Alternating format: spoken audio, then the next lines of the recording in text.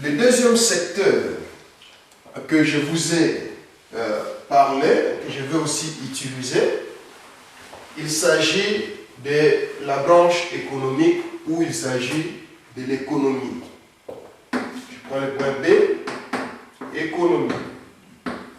Je vous ai dit que je vais toujours utiliser les astuces ou les outils mathématiques pour faire comprendre au moins comment est-ce que la corruption reste un élément absorbant pour le développement du tiers-monde. Je considère l'économie comme un ensemble, que j'appelle l'ensemble E. Comme nous le savons d'une manière préliminaire, l'ensemble est composé des éléments. Dans l'économie, nous avons plusieurs éléments, c'est-à-dire plusieurs branches. Il y a...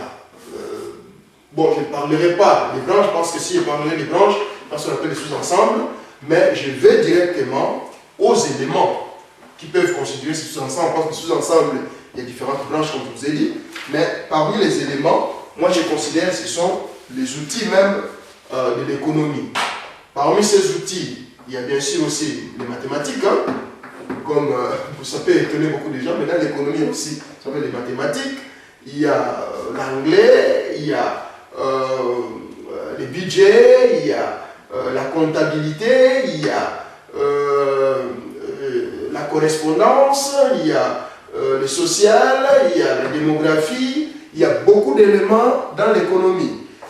Et bien sûr, moi, l'élément qui m'intéresse, que je considère aussi comme un élément clé pour faire face, déjà pour faire comprendre ce virus, qui est la corruption, comment est-ce qu'il est un élément absorbant, mais en même temps, cet élément, on peut aussi l'utiliser pour détruire ces mêmes virus. Il s'agit de la comptabilité. La comptabilité qui est un outil parmi les outils que l'économie nous offre. Pourquoi j'utilise la comptabilité comme un élément clé parmi les éléments pour faire comprendre ces systèmes et pour aussi contourner ces systèmes? Je ne suis pas là pour enseigner la comptabilité, je salue en passant les pères de notre comptabilité, c'est-à-dire congolaise. J'entends par là les plans comptables général congolais. Je salue les grands qui ont travaillé par ça. Respect au professeur Kinzonzi, qui est depuis de ce monde. Je respecte le professeur Mabi Mulumba. Je respecte le professeur Katanga, qui étaient mes professeurs qui m'ont appris cet outil de gestion, en passant par certains assistants, Beaufranc, ainsi de suite, Beaujolais, et tout ce que nous connaissons. Alors, pour parler de la comptabilité, par définition, nous savons que, bien sûr, je ne peux pas m'en passer d'oublier l'assistant Koulambe, Bomolo, ainsi de suite. La comptabilité, c'est une technique de saisie des informations et des traitements, disons de saisie et des traitements des informations économico-financières. Alors, dans la comptabilité,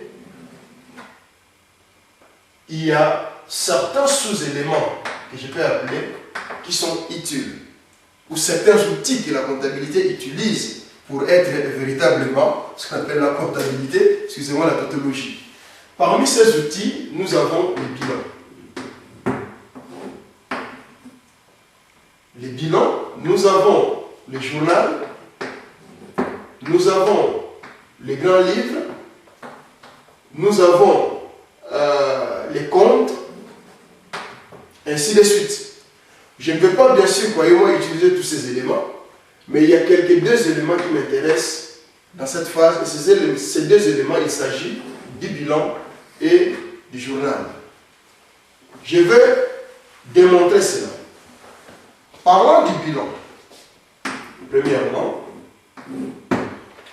et d'ailleurs, je veux ouvrir une parenthèse, ou si vous voulez, j'ai donné cet exemple à la fin, pour faire comprendre comment est-ce qu'une fois la corruption s'installe dans l'économie, les vies sont mises en danger et il y a des conséquences terribles. Mais je préfère d'abord faire la démonstration avec la matière. Parlant du bilan, nous savons tous qu'il y a deux sortes de bilans. Il y a le bilan qu'on appelle le bilan initial et il y a ce qu'on appelle le bilan final.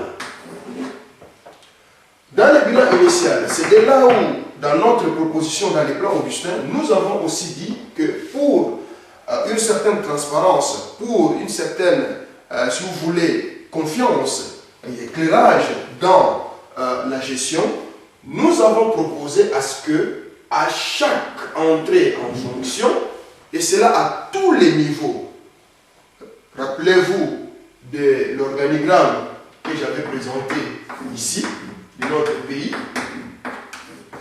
qui a des répercussions ça et là, qui descend partout.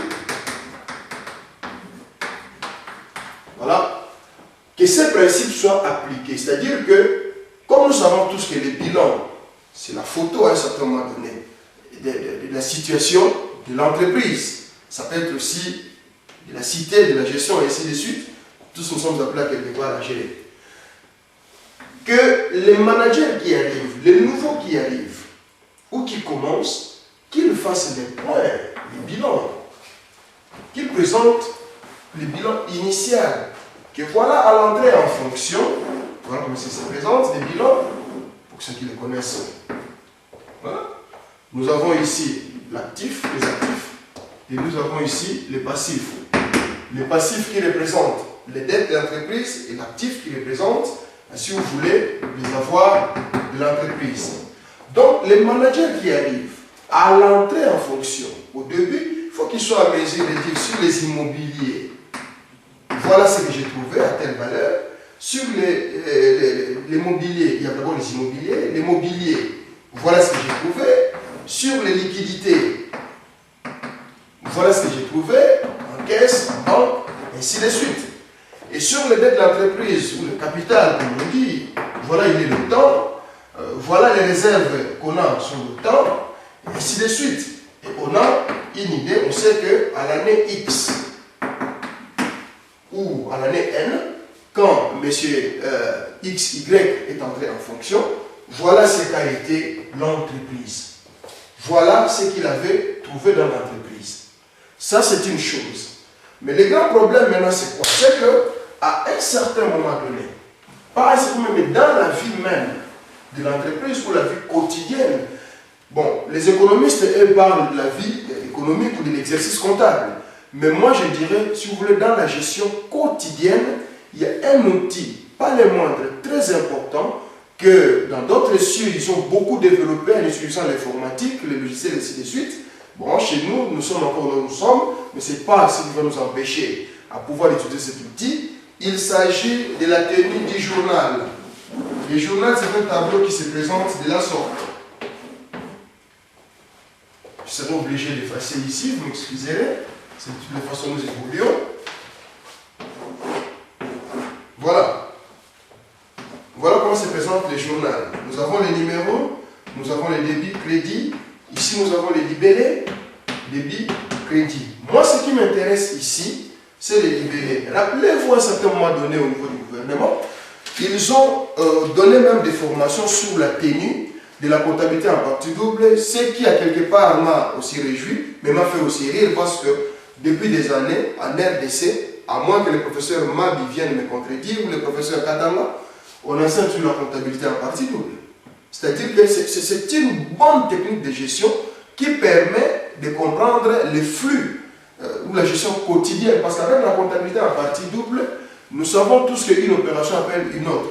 Si aujourd'hui, je me dis que j'avais 1000 francs congolais dans ma poche et que ces 1000 francs congolais, il n'y en a plus, c'est-à-dire que c'est parti quelque part.